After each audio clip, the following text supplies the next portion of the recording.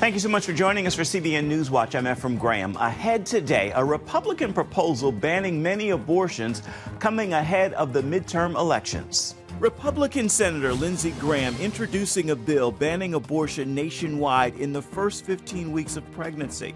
Despite previous claims from many Republicans, abortion should be left up to the states. I think abortion is not a state right. A baby is not a states' rights issue, it's a human right issue. So how are other Republicans and Democrats responding? The worldwide market you've probably never heard of, where human body parts are for sale. Incredibly difficult to estimate how much is being spent on human materials. It's worth almost certainly in the billions, and I would guess probably in the tens of billions. We'll tell you why some people sell their own organs. The Parents Television and Media Council speaking out about the controversial new show, Little Demon, which centers on the life of an Antichrist 13-year-old girl whose father is Satan. The very fact that it centers around a 13-age character and that it is an animated format, it makes it inherently attractive to children. We'll hear about the council's warnings to advertisers and what they're telling parents about how they can safeguard their children. And remembering the Queen's faith, Buckingham Palace spoke of the hymn at her funeral that was composed for the service and was inspired by her unwavering Christian faith. Those stories and more today on CBN NewsWatch. This is CBN NewsWatch. We begin this half hour with abortion. Although inflation and the economy are still clearly the top concerns going into the midterm elections, abortion has also emerged as a key issue for many voters. And Senator Lindsey Graham is taking heat from some fellow Republicans as he proposed a federal bill banning abortion after 15 weeks. The bill is dividing Republicans who believe states should decide how to deal with the issue. But Graham says it is not a states' rights issue, it's a human rights issue. CBN's Matt Galka spoke with Senator Graham at the Capitol. Senator Lindsey Graham's 15-week abortion ban legislation caught some on Capitol Hill by surprise and even caused some Republicans to slowly back away from the idea of federal abortion legislation.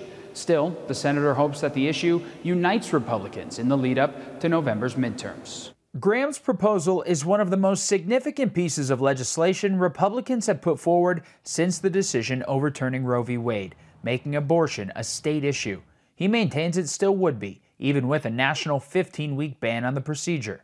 Is that hypocritical, though? And what I mean by that is that for 50 years we did hear from pro-life groups about it should be a state's choice.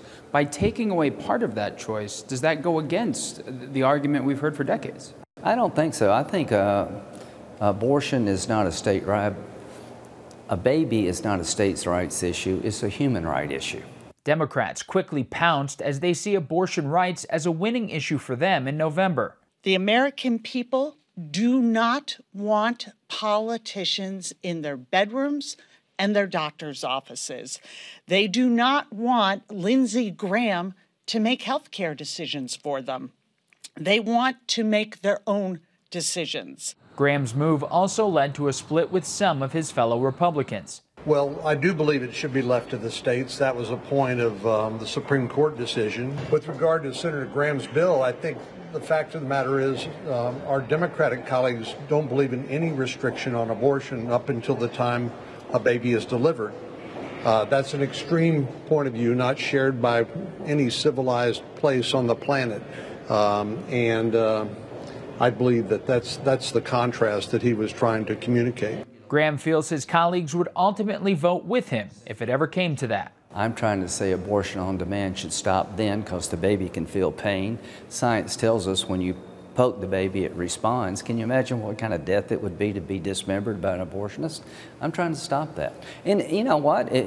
If people are okay with abortion up to the moment of birth, they can vote that way. I'm not okay with that. And I'm going to push back. And I think a lot of people listening to this program are glad that people are going to push back. If we don't stand up for the 15-week-old baby, who is? Pro-life groups celebrated the proposal, with some seeing it as an issue Republican candidates can use to take back control of Capitol Hill. I think that this legislation is really coming at an ideal time for those who are running for federal office, especially for the U.S. Senate, so that they can say, hey, this is a first step that we can all get behind. Senator Graham admits that he knows with the current makeup of the Senate, his bill likely would not get a floor vote, but he's confident that could change with a new Congress. At the Capitol, Matt Gelka, CBN News. Despite facing criticism, Graham is standing by his proposal, explaining his position this week on Fox News Sunday. Chuck Schumer introduced legislation several months ago that would allow abortion on demand up to the moment of birth, like China and North Korea, for the entire nation. What did I do in response? I said at 15 weeks, when the baby can feel pain, it sucks its thumb, that we're going to ban abortion except in the cases of rape, incest, life of the mother. We're talking almost 4 months into the pregnancy. It puts us in line with France is at 12 weeks, Germany, England is at 14 weeks. Only in Washington is it extreme to protect a baby at 15 weeks from an excruciating death. The only thing I got going for me is every pro-life group in America and about 70% of the American people. Graham concluded with a message to pro-life leaders. Be not afraid. There's nothing wrong with being pro-life. A new record for stopping attempts at illegal immigration on the southern border. Authorities stopped migrants 2.15 million times from October through August. That is the first time that measure topped 2 million during the government's fiscal year, which begins October 1st. It was a 39% increase from 1.5 million stops during the same period a year earlier. The number of Venezuelans taken into custody at the U.S. border with Mexico soared in August, while migration from Cuba and Nicaragua also remained high. Turning now to Iran, protests in the streets against the government after a woman died in police custody. Mahsa Amini, a 22-year-old, fell into a coma and died following her arrest in Tehran last week by the morality police. They took her into custody for improperly wearing a hijab, the Islamic head covering women are required to wear in public. Videos on social media show demonstrations in the capital, Tehran, and spreading to several other cities. Protesters chanting "Death to the dictator." At least 5 people were killed Monday when security forces opened fire during the unrest. Coming up, you may find it hard to believe, but there are a hot commodity on the street: human body parts. See why the so-called red market is a booming business around the world.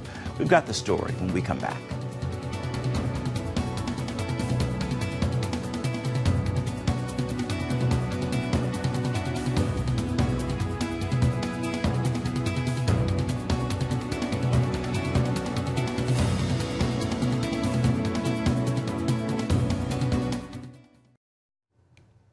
If you are 28 years old, your organs are worth top dollar on what's known as the red market.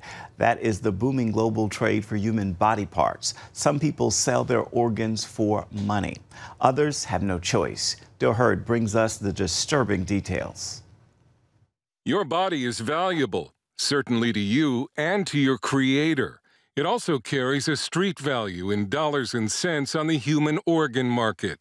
Depending on your age, and the prime age is 28, the total can reach as much as $500,000 or more. Human organs are a hot commodity in today's world where people want to live longer and transplantation has become easier. The global market for human body parts is on the rise. Known as the red market, this lucrative underground economy is booming. Scott Carney is the author of The Red Market. Incredibly difficult to estimate how much is being spent on human materials. It's worth almost certainly in the billions, and I would guess probably in the tens of billions. And it gets really, really tricky, though, because if you actually talk to a hospital in, say, America, they will say they never pay a dime for a human organ. All organs are gifts, but they will charge $1 million to implant an organ. So so it's organ implanting services. Iran is the only nation where it's still legal to buy and sell human organs. Everywhere else, organs must be donated. But the black market organ harvesting business, especially in kidneys, is widespread in many developing nations, where the poor are desperate for money. Here's a YouTube video from India explaining how to sell your kidney on the black market. It's still illegal in India, but the crimes are not prosecuted because of a HIPAA-like law that happens in India. And we use this idea of medical privacy over and over again, with for very good intentions, which is to protect the recipients and the donors. But that has also become a cover for criminals to operate in the shadows. In America, someone is added to a transplant waiting list every 9 minutes, and 6,000 Americans died last year because of organs not donated in time. The demand in wealthy nations has created transplant tourism, traveling abroad to undergo a transplant. Healthcare in America is crazy expensive. And there are insurance plans that will tell you, hey, why don't you go do your dental appointments in Mexico? Hey, why don't you do your knee surgery in Thailand? At the same time, there are hospitals in other countries that will advertise that you can get an ethically sourced kidney very easily through their own programs. On the red market, buyers and sellers exist for every part of the human body. Although kidneys are by far the most sought-after organ, the World Health Organization estimates that more than 1 kidney is traded illegally on the black market every hour. Officially, the United States does more legal organ transplants than any other nation in the world, more than 40,000 last year. Unofficially, the world leader by far is China. And experts believe almost none of the organs are donated but are stolen from political prisoners who were either executed or alive when their organs were harvested. Ethan Gutman, author of The Slaughter and one of the world's leading experts on China's organ harvesting program, says China may do as many as 100,000 organ transplants a year from executed or live prisoners, Uyghurs, Falun Gong, and Christians. Many of them 28-year-old males. One of the reasons we know this is because they write up these cases. The doctors write up these cases and they brag about them in medical journals and so forth. And there's an amazing amount of 28-year-olds who suddenly just have heart failure. This is the age where your organs are very, very healthy and they're fully grown.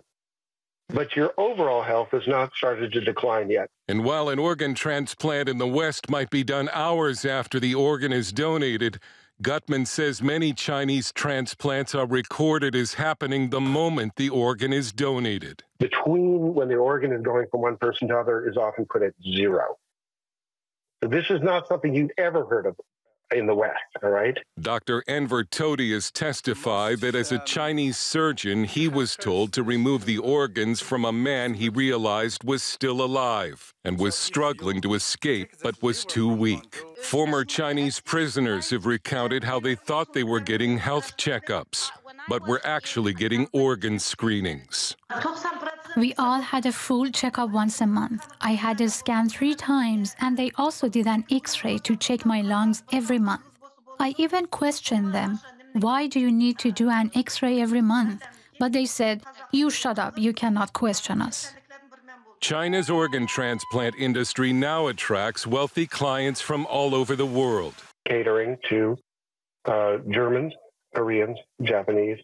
It's very speculative when we get into the exact populations which are going there. We can just say a lot of people from the Gulf states are going. Legal organ transplants are still immensely important and offer the gift of life to those who might otherwise die. The illegal organ harvesting industry turns the human body into a parts bazaar, and China is making billions by turning the bodies of political prisoners into cash. Dale Hurd, CBN News. Still ahead, warnings from the Parents and Television Media Council going out to the sponsors of the controversial new show Little Demon, and what the group is telling parents about how they can safeguard their children from this program. We're going to hear all of that when we come back.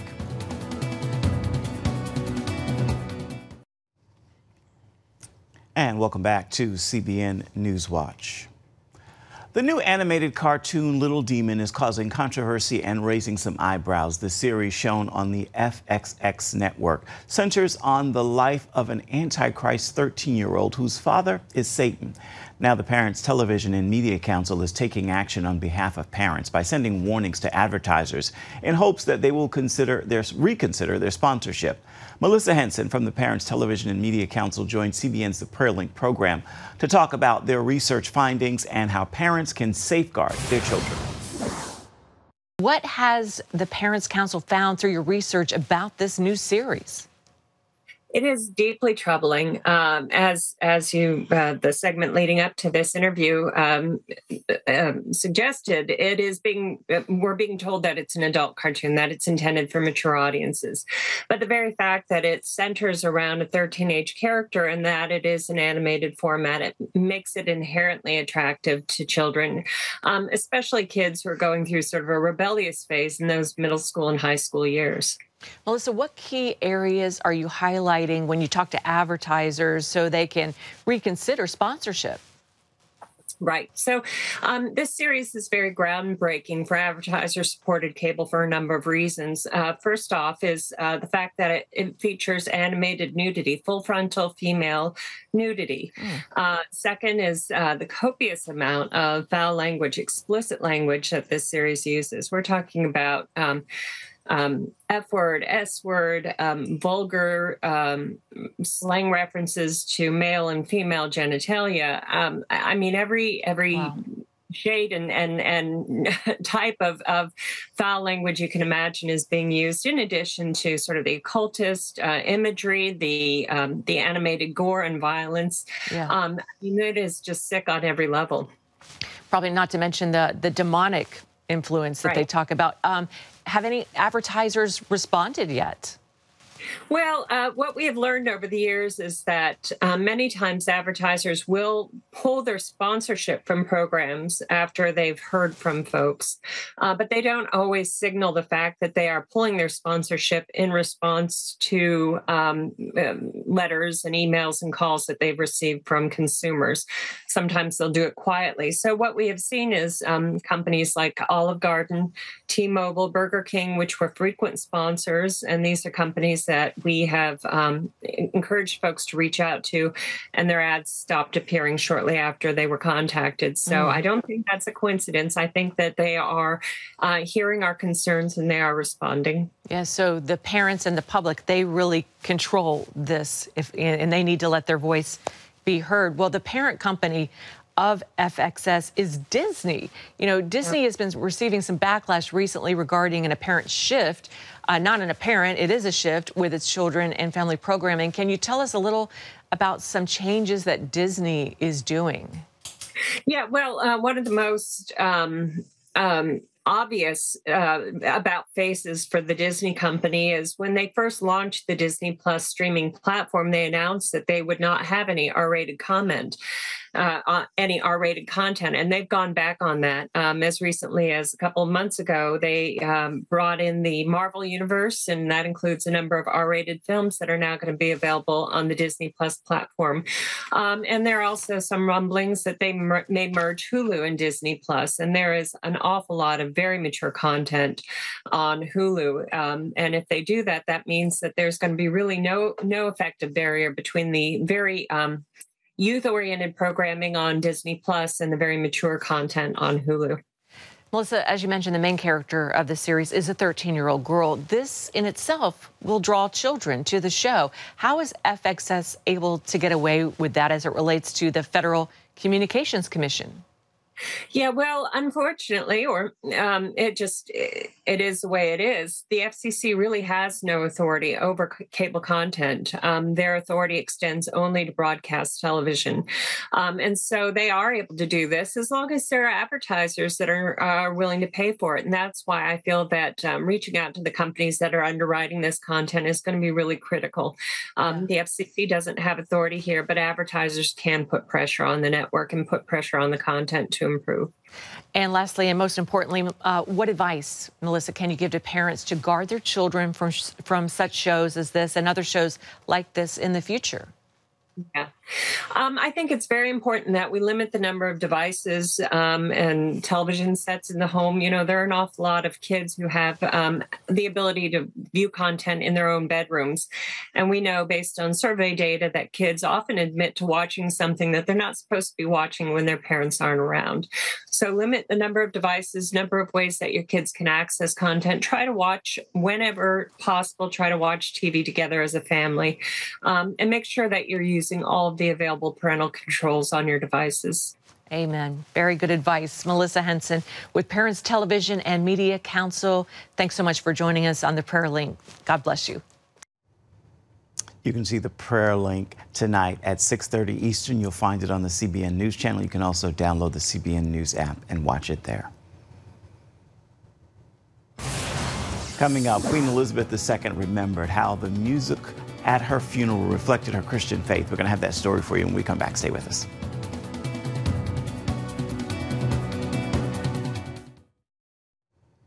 Following 10 days of mourning, Queen Elizabeth II was honored in a state funeral Monday with music that reflected her strong Christian faith. The first hymn that was sung was a specially commissioned piece. It was composed specifically for the service by the Master of the King's Music. It was titled Like as the Hart and was sung by the choir. Buckingham Palace said the piece, inspired by Her Majesty's unwavering Christian faith, is a setting of Psalm 42 to music. The second hymn of the service was The Lord is My Shepherd. It was sung at the Queen's wedding in 1947. It has long been believed to have been the Queen's favorite piece of music. Time now for your Tuesday Tweetable. I hope you will post, tag, tweet, and share this thought with those in your circles of influence. Stop trying to figure out the entire journey. Simply focus on the next step and then take that step. It still requires faith, but it's easier than trying to figure out the entire journey. Trust God and take the next step. He will certainly honor that faith. That will do it for this edition of CBN NewsWatch. You can find more of our programs on the CBN News channel at any time, as well as online at cbnnews.com. We'd love to know what you think about the stories you've seen here today. You can email us. The address, newswatch@cbn.com. You can also reach out and touch us on Facebook, Twitter, and Instagram. We look forward to seeing you right back here, same time tomorrow. Goodbye and God bless.